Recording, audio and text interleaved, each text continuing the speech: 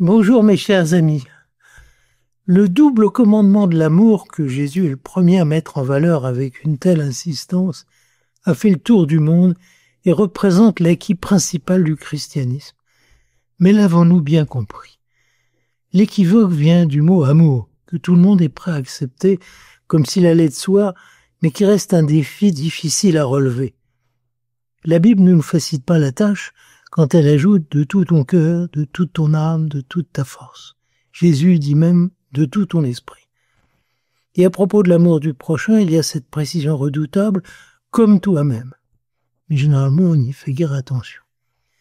Ce qui fait qu'on accepte si facilement ce programme, c'est que c'est agréable d'être aimé, compris, mis en valeur. Mais aimer, c'est autre chose. Et si Dieu avait une autre idée de l'amour, et si c'était pour cela qu'il nous a envoyé son Fils et qu'il a fait de celui-ci le prototype de notre humanité, voir la deuxième lecture de la messe de ce dimanche. Curieusement, après avoir répondu aux pharisiens en lui redisant le double commandement de l'amour, Jésus ajoute une parabole qui doit normalement expliciter ce qu'il veut montrer à son interlocuteur. Cette parabole a souvent été lue sur un plan strictement moral, comme si elle nous exposait un bel exemple de dévouement en nous parlant de ce malheureux dont personne ne veut s'occuper et qui est pris en charge par un étranger au grand cœur. Certains trouvent peut-être que cet étranger va un peu loin dans le service rendu à un inconnu et que Dieu ne demande pas tant, mais cela n'empêche pas de reconnaître là une belle figure d'humanité. Certains indices devraient pourtant nous alerter et nous dire que le personnage en question a peut-être une identité que nous ne soupçonnions pas. D'abord, ce généreux bienfaiteur fait partie du peuple haï, des Samaritains. On s'attendrait donc plutôt à l'inverse. La leçon semblerait plus probante si c'était un juif qui faisait preuve de largeur d'esprit en s'occupant d'un Samaritain.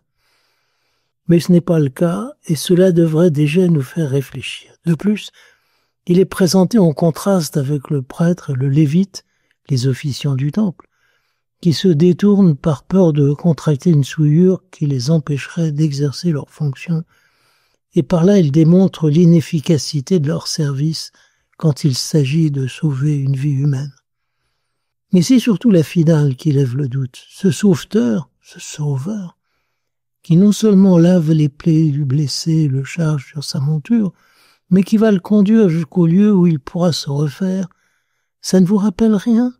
Celui qui, ayant confié le convalescent aux mains de l'hôtelier, paie le prix de son séjour, 2 deniers, comme par hasard, comme il y a 2 commandements, et qui promet de payer le reliquat lors de son retour, ça ne vous fait pas penser à Jésus remettant l'humanité aux soins de l'Église pour veiller à sa guérison dans l'attente de son retour?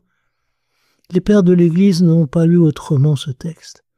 Les auteurs du Moyen-Âge non plus, comme l'attestent les vitraux de nos cathédrales, qui ont souvent illustré cette parabole et qui n'ont pas manqué de représenter le Samaritain sous les traits de Jésus.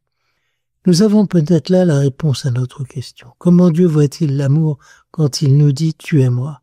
Eh bien, regardons Jésus au service de son Père. Jésus qui, par obéissance sans limite, assume le rôle de l'étranger en venant sur terre pour partager notre humanité. Regardons-le dans son infinie compassion du malheur de l'homme, qui le pousse non seulement à s'attendrir sur son sort, mais qui le fait aller jusqu'au bout pour lui rendre la vie. Qui dit mieux? À bientôt, bon dimanche.